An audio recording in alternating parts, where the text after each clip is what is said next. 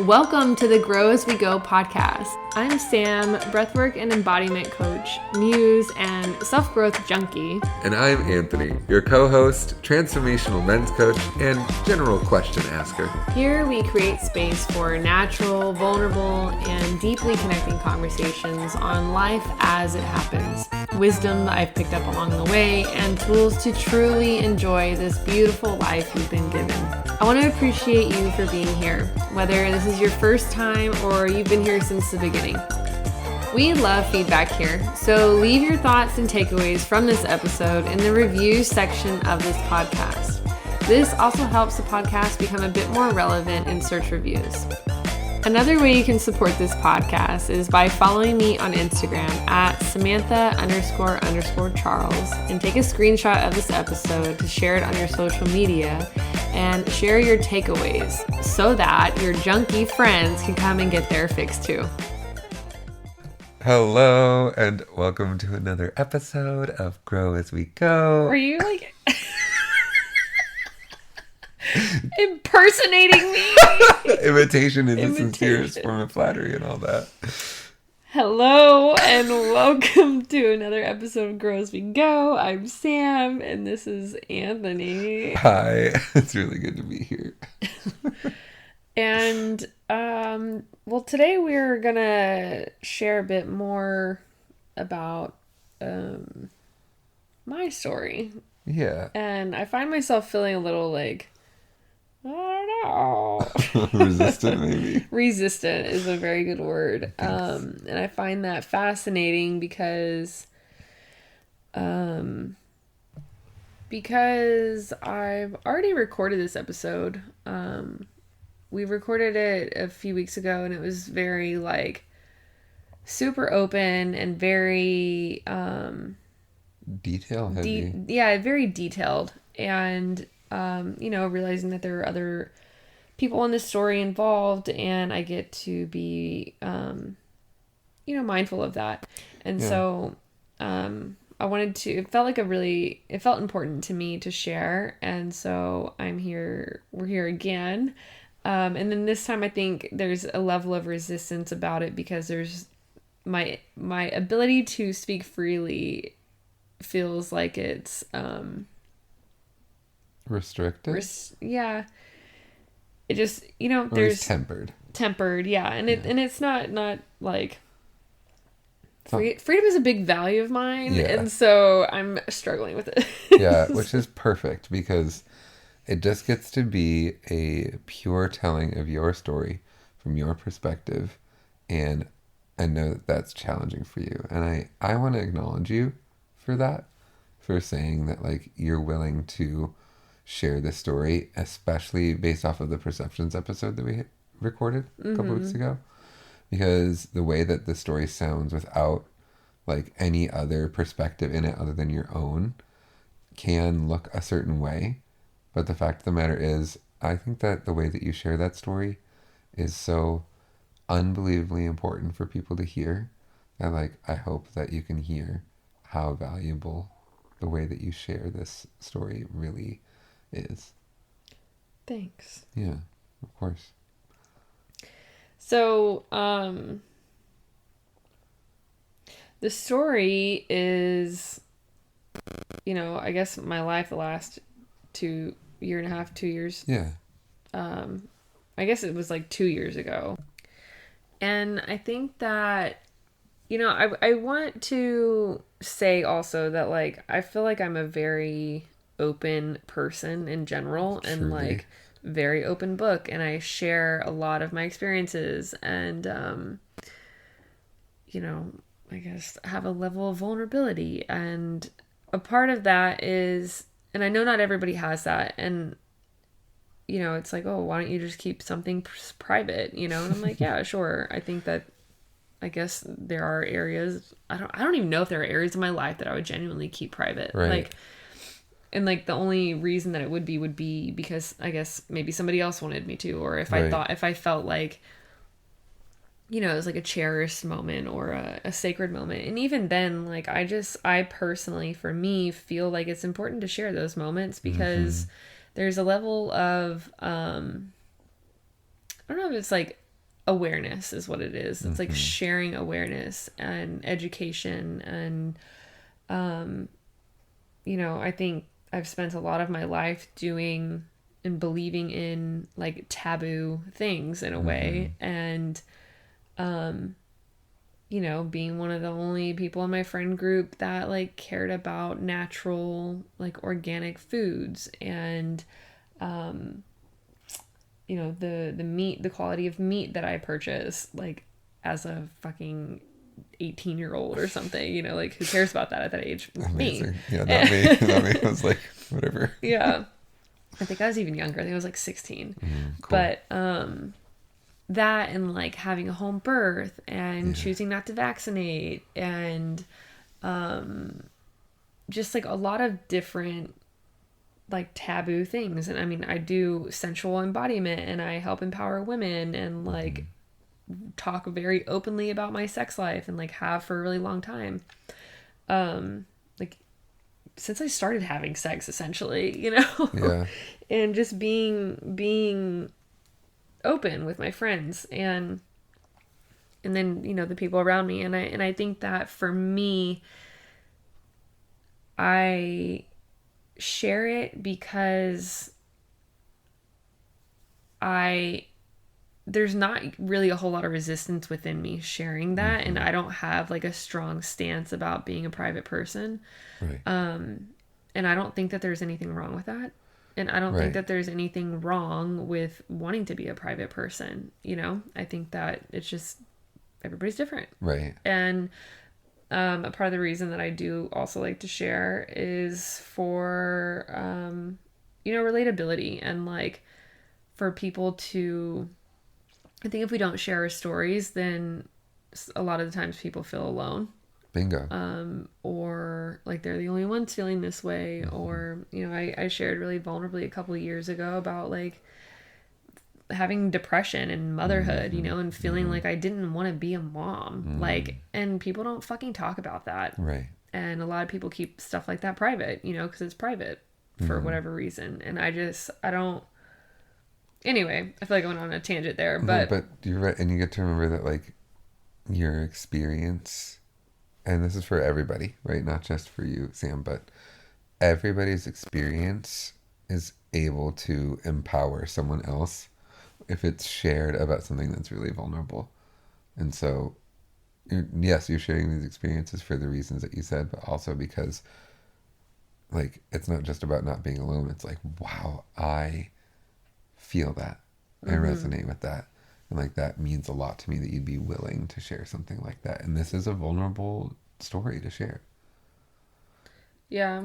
And you might like not. And think it's that funny, it is, yeah. And it's like, you know, people are like, oh, it's so vulnerable, and I'm like, is it? Like, this is what I okay, do. you know, I'm just telling you my story. Like, I don't really think it's vulnerable, but, yeah, because I think like, you know, the definition of vulnerable is like, able to be at wounded. risk of being harmed. Yeah. And I don't know if it's like, I just don't. I don't know. You just suffer really well. Running joke. Oh God. But okay, so Yeah. what is the beginning of this story? Like, what made you decide that you wanted to tell this particular part of your narrative?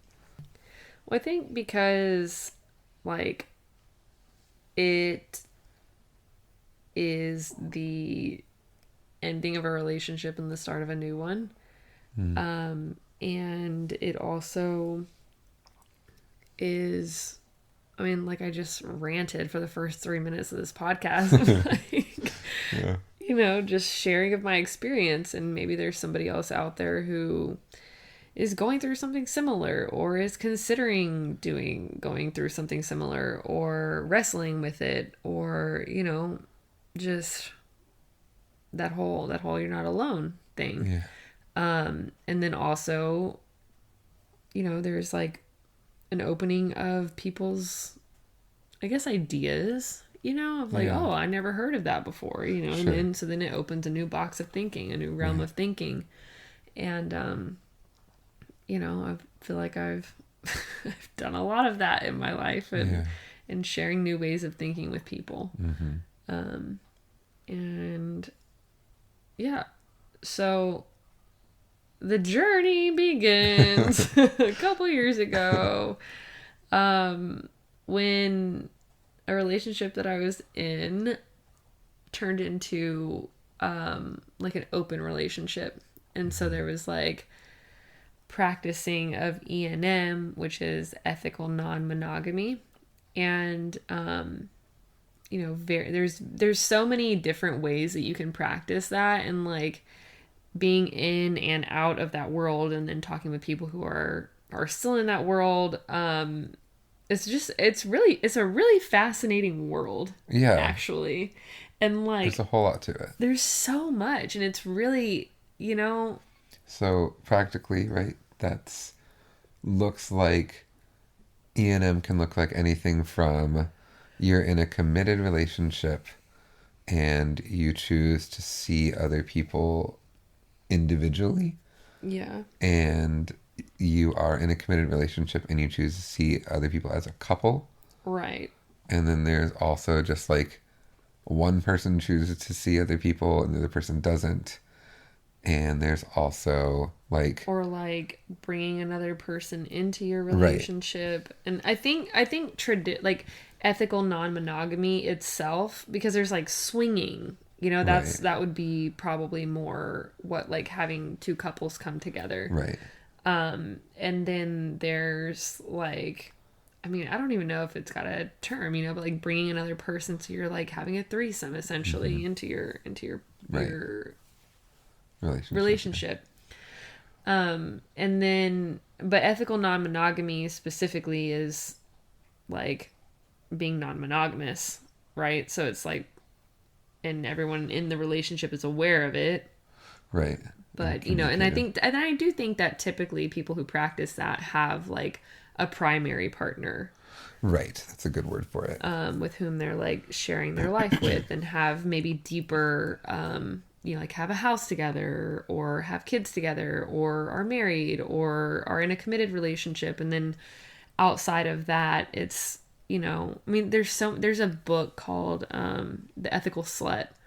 And there's like Polysecure, and there's a bunch of different resources in that about non-traditional relating types, essentially. Right. Where it's like, how do you handle the like hierarchy of things? Because that can be a challenging thing for somebody who's not the primary person, And I think it's just, I learned a lot of things. You really did. While in that container. And one of them hugely was like the level of communication that's needed. Oof. Yeah. I imagine that it's pretty astronomical. Like there's so many different people and emotions and desires that go into experiences like that. I have no idea. I could never. I don't understand. Yeah, it can be complicated, and it can also be really fun. I mean, I've met a lot of really cool people, and some of my friends still today are, either I met them in that world, or they're still a part of that world. Right. And what I did find is like a lot of people in that community are some of the most open people and like non-judgmental, and I feel like you kind of have to be, but it's sure. Like they're just really widely accepting people, and they're really beautiful people. Yeah, that makes sense. Yeah. But yeah, so I never imagined that would be a part of my life, actually. And surprisingly, I think like if you knew me growing up, or like, I guess 10 years ago or so, if you've known me a while, it might not be that surprising. Really? Yeah, I mean, it's not, I just my, like I said in the beginning, like my level of openness and like non-filtering of, I mean, I enjoy sex. And I have ever since I first started having sex, and like was the weird girl in my friend group of girlfriends who like enjoyed it. And like, yeah, just, it's fun. Yeah. I don't know I agree. what else there is to say about that. Right. And so, and also, it's like there's so many freaking stereotypes and misunderstandings and whatever That's true. of people in that world, Yeah. that like that it's only about sex and people just want to have sex all the time, Right. and like that they're fucking addicts, and Right. like there's something wrong with them, and Right. and it was interesting being a part of that community for a period of time, and like that's not what it's about, Right. For really anybody that I Right. ran across. Sure, some of it's like bringing some excitement to Sure. marriages or long-standing relationships, but also it's like there's so many different reasons why people would open things up like Sure. that. But one of them is like the idea that not everybody, one person is not meant to be your everything. Mm-hmm. And so there's that aspect of it. And then there's also, it's like it's fun and it's different and it's new, and Sure. Novelty too. there is some of that, and Right. it's like just different relationships can bring different strengths and learning opportunities, and genuinely that was my, like, okay, my agreement into doing that was like I saw it as a self-growth opportunity. Of quite course frankly. you did. It's called Grow As We Go. That's why you're actually doing this podcast. Right. Because you're like, look, it's just a growing opportunity. Just a fucking self-growth junkie. Yeah, you are in any way, shape, or form you can possibly get your hands on. Just real quick to jump in to say, like, the other stereotype that a lot of people have is like, oh, well, the relationship was doomed anyway, so they opened it up so that they could try and like salvage the marriage, or the relationship that was ending or something. Right. Yeah, sure. And I like I said in the beginning, it's like a conversation around the ending of a relationship and the start of another one, and part of me feels like fucking pissed that I'm part of that statistic, or whatever that stereotype. Right, there you go. And it's the way the cards fell. Right. Well, what did you, when you started off your ENM journey, so when, like, for your journey in particular, like, what did that manifest as for you when you kind of settled into, like, okay, like, this ENM thing is this wonderful growth opportunity and I'm going to use it in a particular way? Like, how did you start practicing ENM? Well, it's funny because, whenever I first found out about that world existed, I feel like I thought it was just like in the movies or something, or like reality TV shows where it's like, okay, people don't actually do that. But there is a thriving community in which they absolutely do. And wild. It's so wild.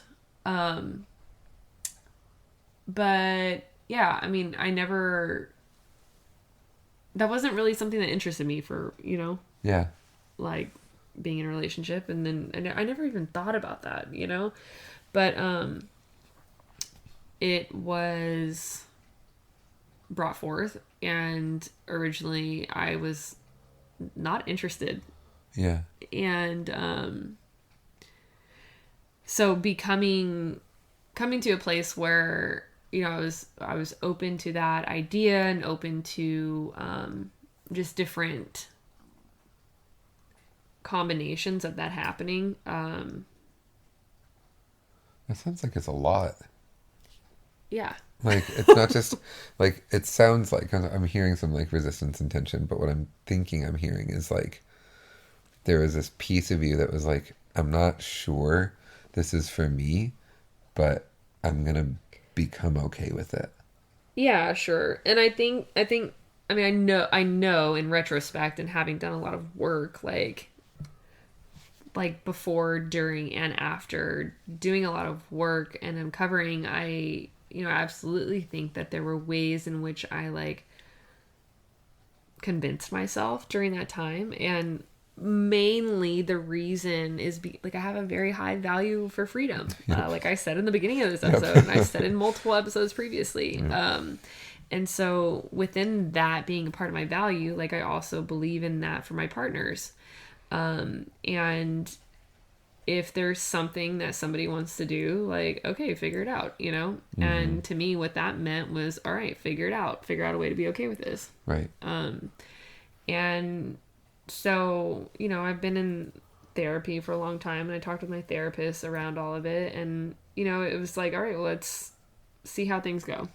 Nice. And I think it was, you know, my thinking around it was like, you don't ever really know how you're going to react to something until it actually happens. True. You know, like you can make up all kinds of stories, or you can think it's going to be okay and it's fucking not. Or you can think it's going to be like the end of the world and it's not. And right. I think something that I learned about a few of the first encounters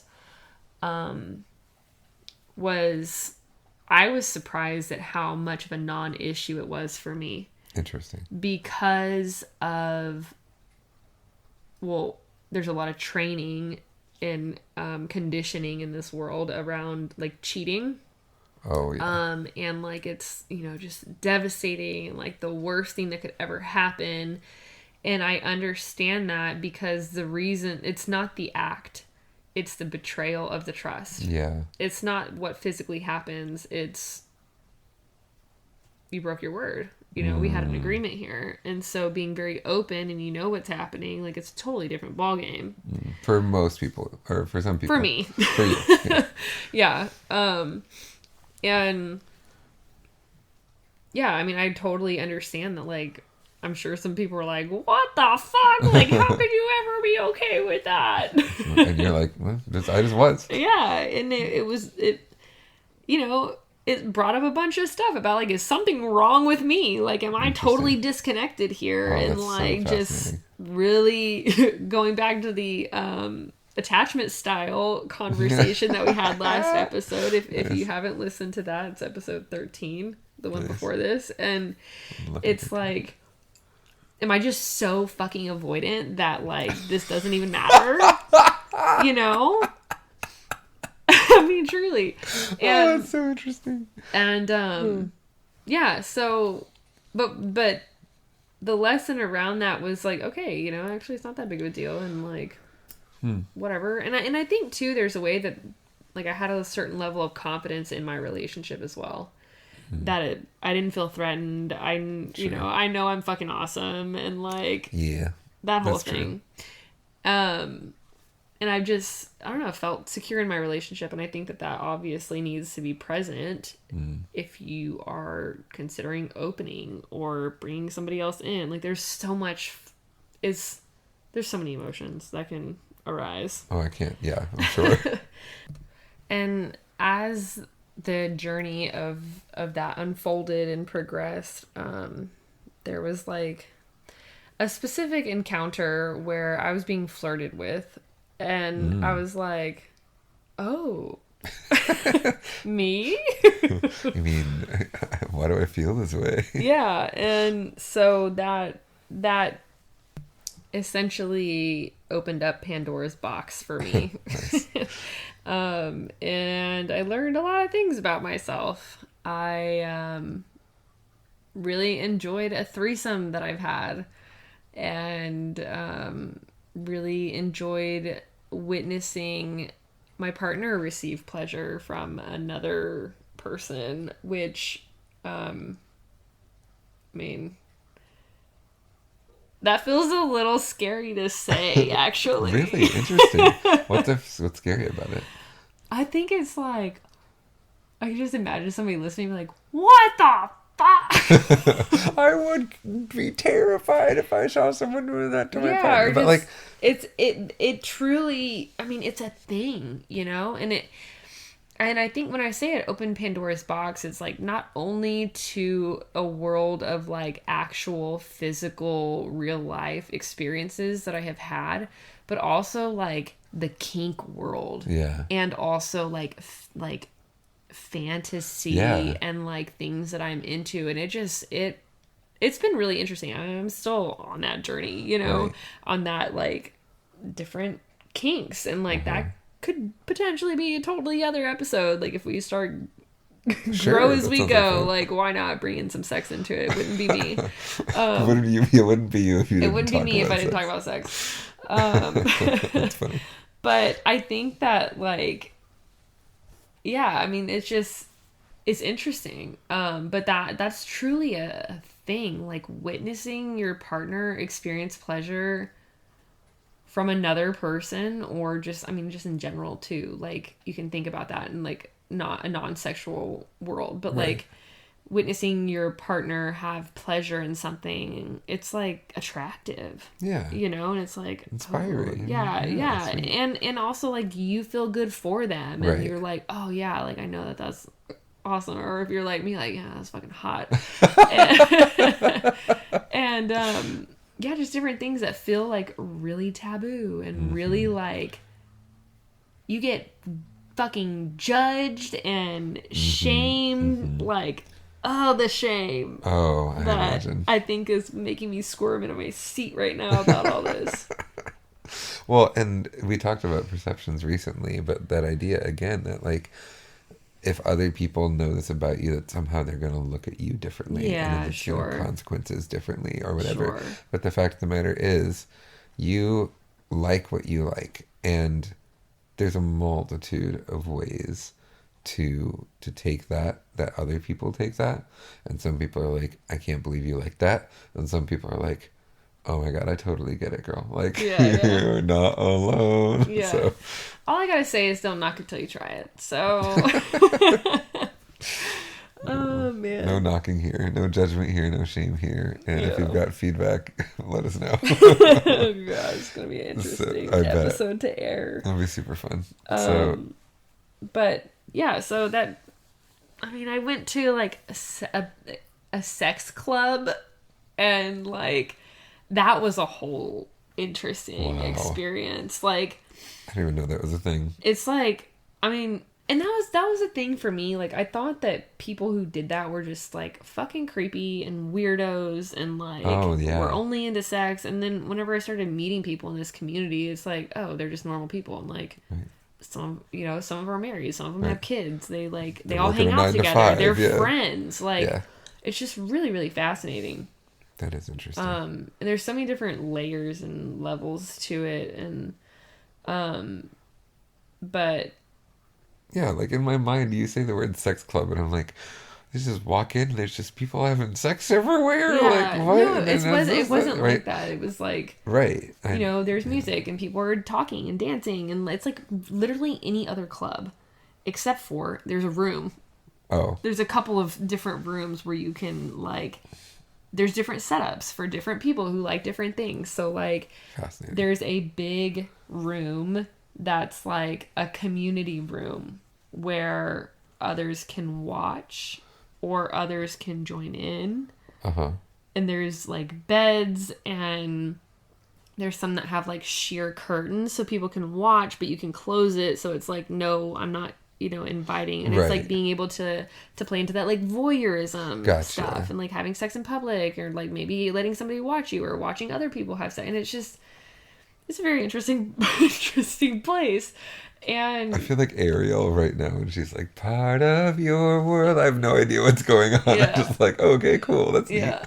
And I think too, it's like, you know, okay, you think about that and you think about like, God, that place must be disgusting. And it actually wasn't, you know, like, I feel like I'm a classy person, you know, like You I'm are not going to classy. go somewhere that's like infested with gonorrhea or Right. like just nasty. Yeah.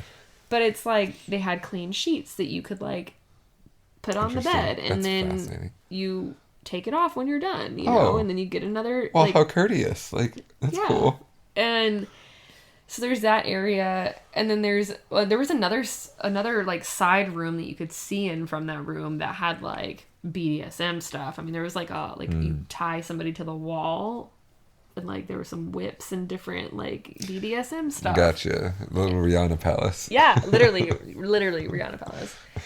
And then there's another area that you could go up into that had like more private rooms. So Okay. I don't think I actually went in there, but it's like a private room, so you can have sex with somebody privately if you'd like. Interesting. It's like a special motel. Yeah, it's a special motel. And yeah, it was interesting. You know, you can go there with your partner, or you could go there with friends, or go there with swinger friends. Sure. I'm sure regular people can go in there too if they wanted. Regular people. Even you have a little bit.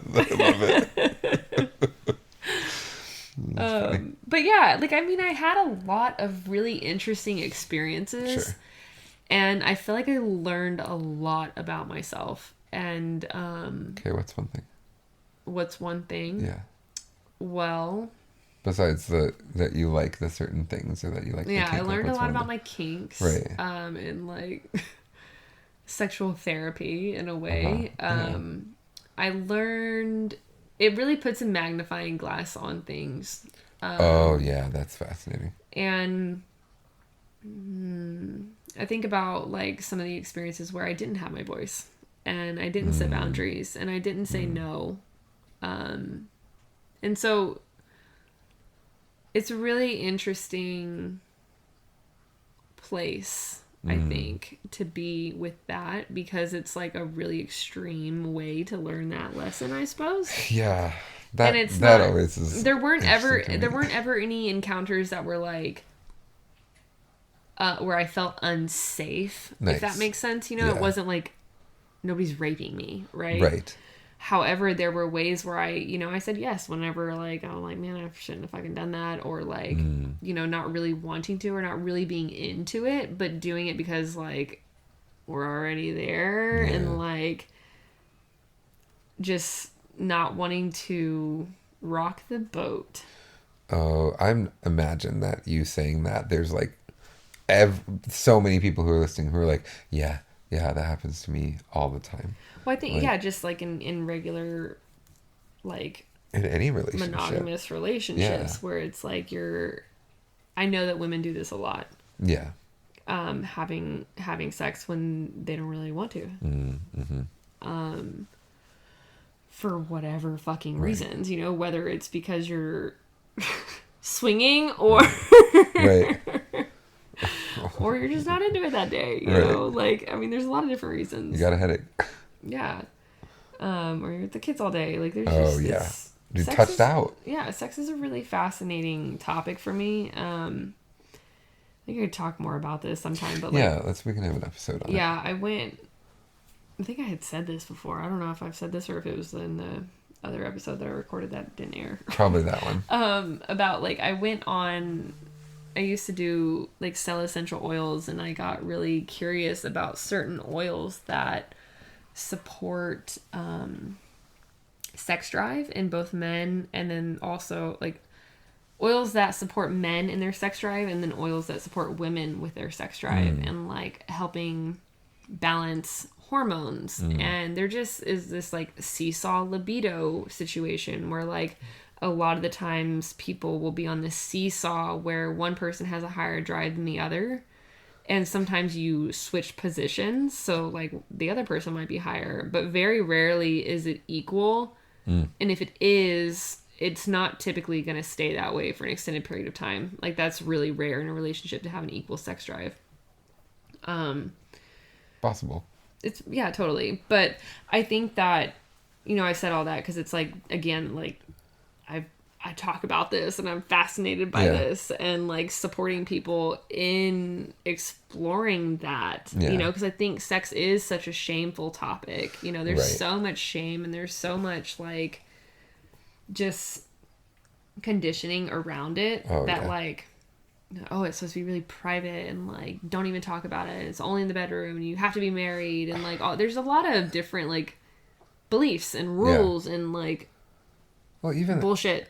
As a pastor, like, I know that is wildly unhelpful. Like, I know that we'll talk about this later in a different podcast, but like, even through my journey, just finding out that sex is something that needs to be talked to everywhere, because it is, well, frankly, it's the reason we're all here. So that's one of the reasons. But then the other part of it is just, it's a big part of people's life. And if you're not talking about something that's a huge part of people's life, then it's gonna come out sideways. Come outside. Yeah. And so, well, we'll keep talking about it then. So,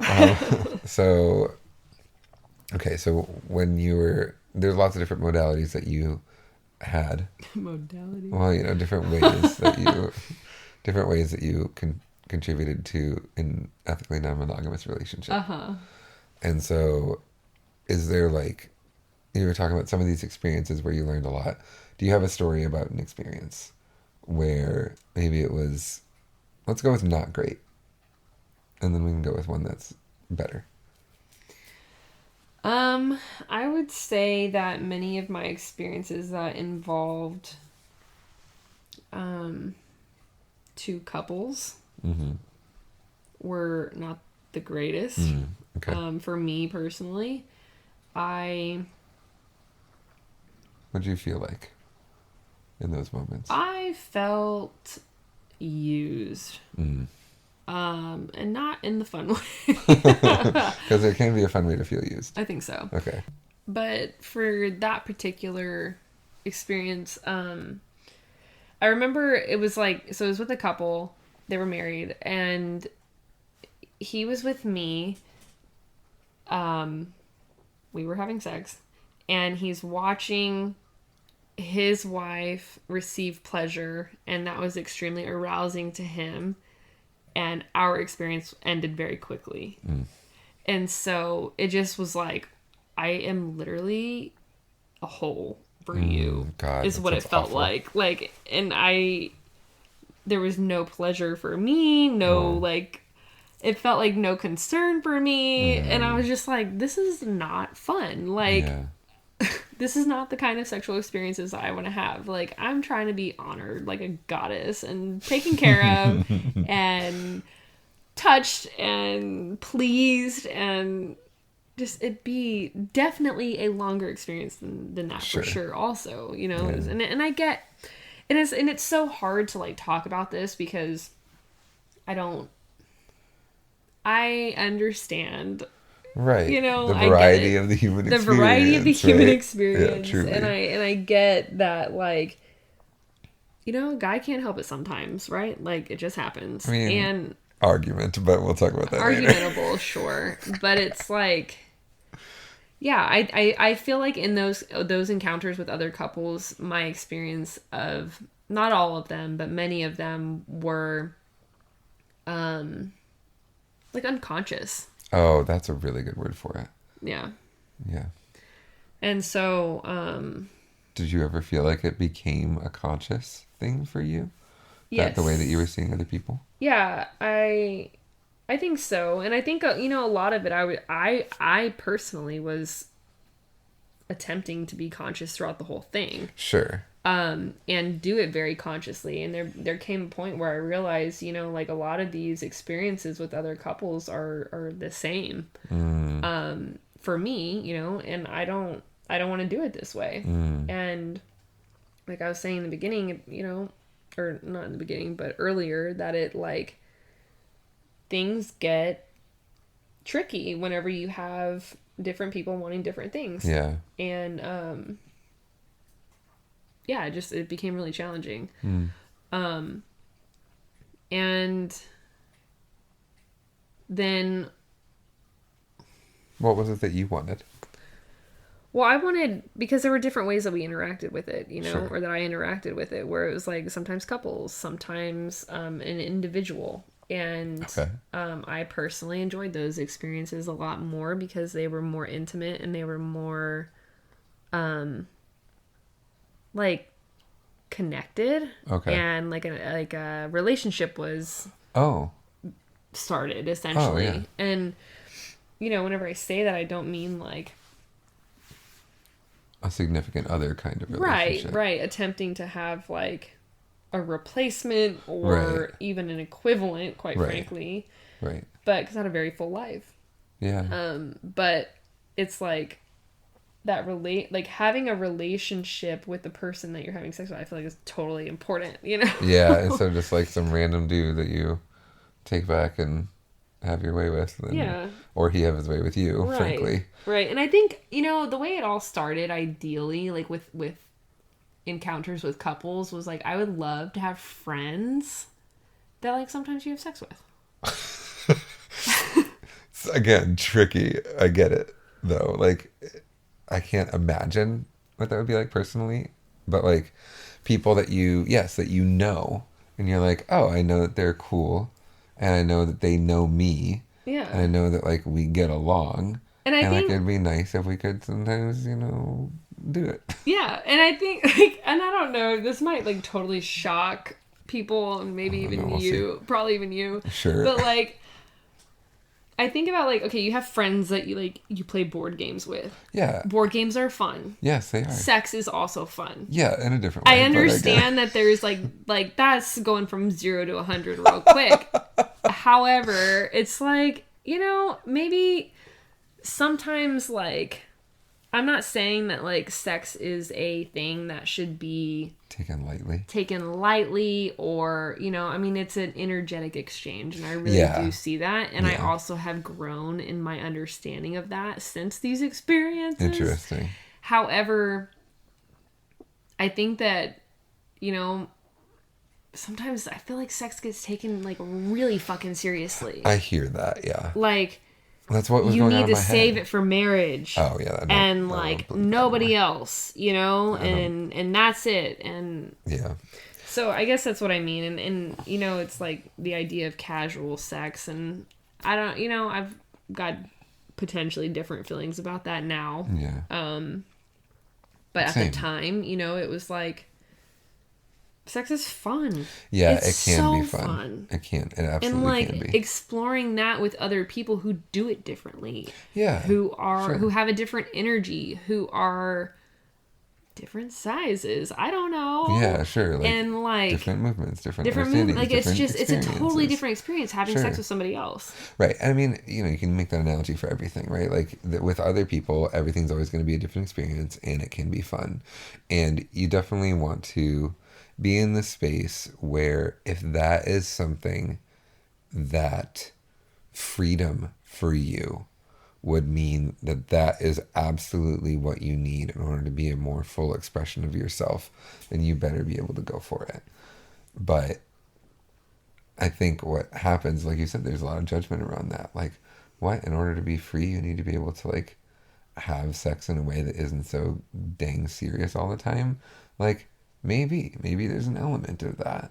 Mm-hmm. But like for me, I've experienced multiple sides of that, and for me, like, I choose now to take sex seriously, but not so seriously that it's like you said, like, save it for marriage and do this thing. It's like, I choose to take it seriously because of the energy that I know is present in it. Mm-hmm. Not seriously because someone else told me that I have to follow a certain set of strict rules around it. Right. So. And I think, it's like, whenever I say also, like, casual sex, it was important to me who the people were. Sure. And that's what I mean also whenever I was talking about, like, having more one-on-one encounters and being able to develop a relationship with somebody mm-hmm. where you get to know them more and get to, like, know who they are, and, like, you're having high quality people in your life, and in your pussy, like, it's kind of a big deal. Yeah, you're just gonna go ahead and be out there. I want this grade Z meat all up in right? Here. Right. So how'd that work out? God. It was, again, interesting. I bet.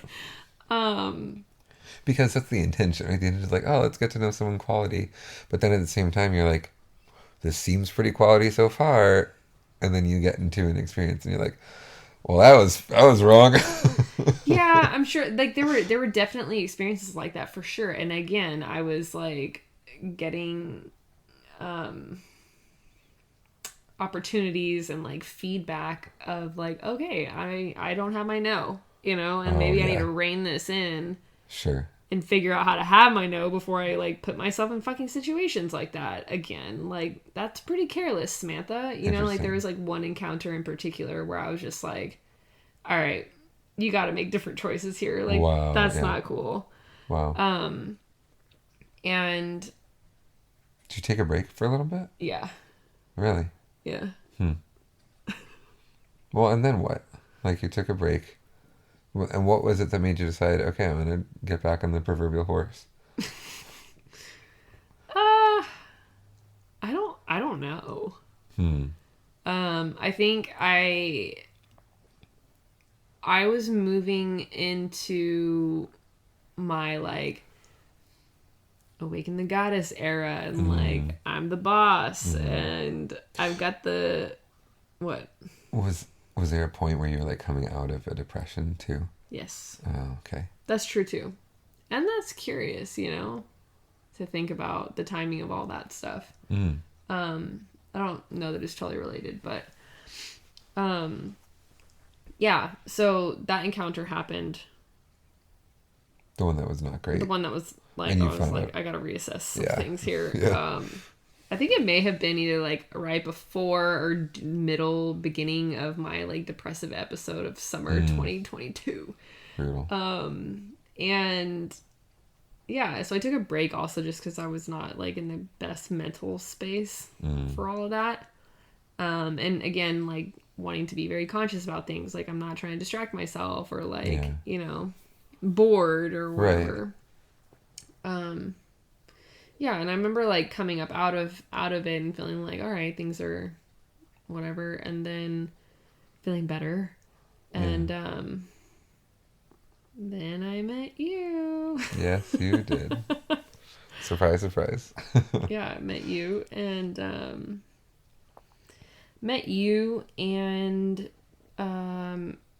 obviously never intended for it to turn into what it has turned into and for my life to go the way that it has gone. Yeah. And I think it's really fascinating because I don't think it's fascinating. I think it's tragic and unfortunate, and my perceptions shit comes in real hard around the way it all looks. And like when I say that, it's like because I had a primary partner and then you were not intended to be a primary partner at all. That's right. And you know, over the course of like a year, that is what ended up happening. My primary relationship dissolved, and you know, it's a really significant relationship to me, and I yeah, it's challenging. I don't like the way it looks, and you know, it's not the, again, like I said in the beginning, it's like being a part of that stereotype. And you know, it's a lot deeper than just about sex, you know, and like what we said in the very beginning of this, there's so much deeper, there's so many more layers to it, and there's so much more story there as well. But it's also interesting to notice that, like, for me to notice that being a very open public person, gotta protect your image, fucking Oprah. Public figure over here, Oprah, look out. Just being very open on my Instagram about all kinds of things. I was not very open about that happening in my life. And again, I think it's interesting for me to notice. And as I've started sharing more of that story and more of the shift in that relationship, and then like that, and then me seeing you and like just sharing more about that, I've had multiple conversations with people that are, I mean, they're really kind and supportive, and that's not at all the reaction I thought I was going to be getting. And I know that's not the reaction of everybody, of course, but it's been really healing for me, I think, and also healing for me to talk with these other women who are like in a similar boat, quite frankly. I mean, minus the ENM stuff, but some of them, yeah. And you know, another friend of mine, like her husband died, and it's like, there's all these, you know, I was talking with her about like there being these perceptions and like judgments and people having ideas on like how long long? you need to wait Ooh. in order to date again, you know? And I think that that's really interesting, and that was definitely one of the things that I was wrestling with so much around the end of a relationship and the start of another one, and like me being like, you know, lily pad hopping from relationship to relationship, and like wanting to again to be really conscious about the way that I'm doing my life and not repeating patterns. And even though on the outside it looks as though that's what's happening, on the inside in me and my story and what's actually going on, I know that it's different in ways. And very conscious and like aware of all of that. I mean, it's a little sickening how aware, you know, like my internal conversation. Probably not fair. You're always aware of every single thing that's going on around you because you just perceive so much. And not only perceive what's going on in you, but you perceive what's going on in others. And so, I mean, we talked about your human design a little bit, but like as a projector, you can just sense everybody's energy, and it's a lot to handle all at the same time. And you're really wise about it at the same time, because you talked at the beginning, the very first episode, about how your lesson has always been self-trust. Yeah. Self-trust, man. It's a good one. Yeah, and like a lot of, and it's interesting because like you mentioned the episode 1 of the podcast. If you've not listened to it, give it a listen, especially if you found this one interesting, because I feel like this episode is a lot of what I left out of that episode. Yeah. Of what was going on. Yeah.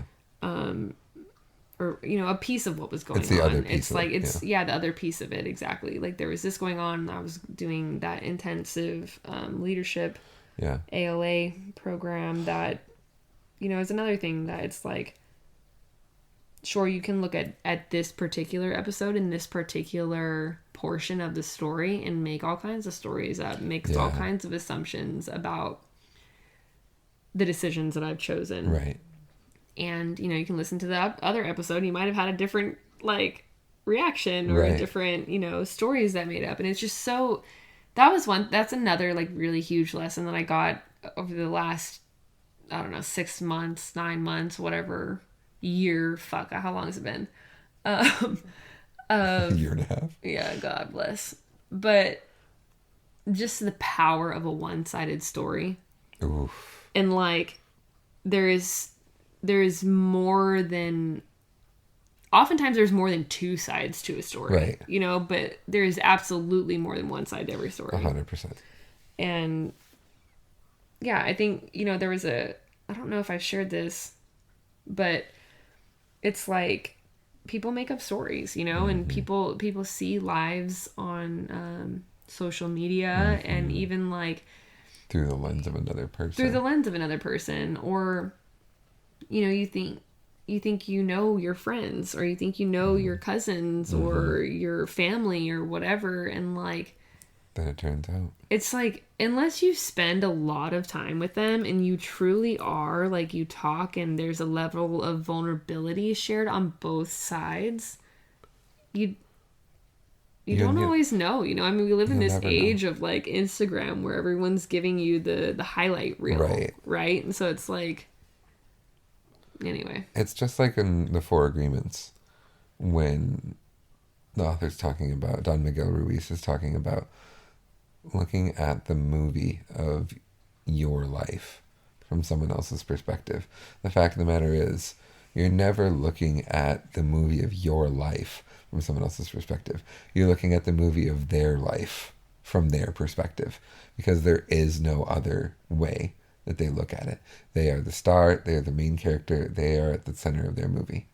And so if someone else looks at you in their movie, they're seeing you through all of their lenses, all of their perceptions, all of their everything. Like, yeah. The variety of the human experience. I have gotten to know you really well over the last year. And I can never truly know you because I'm always looking at you through my lens, which to a certain extent is always going to be distorted, as much as I try, as hard as I can to see you in the most pure, unfiltered way that I possibly can. I'm always going to have filters on. And so the fact of the matter is, our perceptions and the way that we look at other people's lives, and even the way that other people might look at your life and your story, because of you sharing this particular narrative of your life, frankly, it's not about you. It's about them.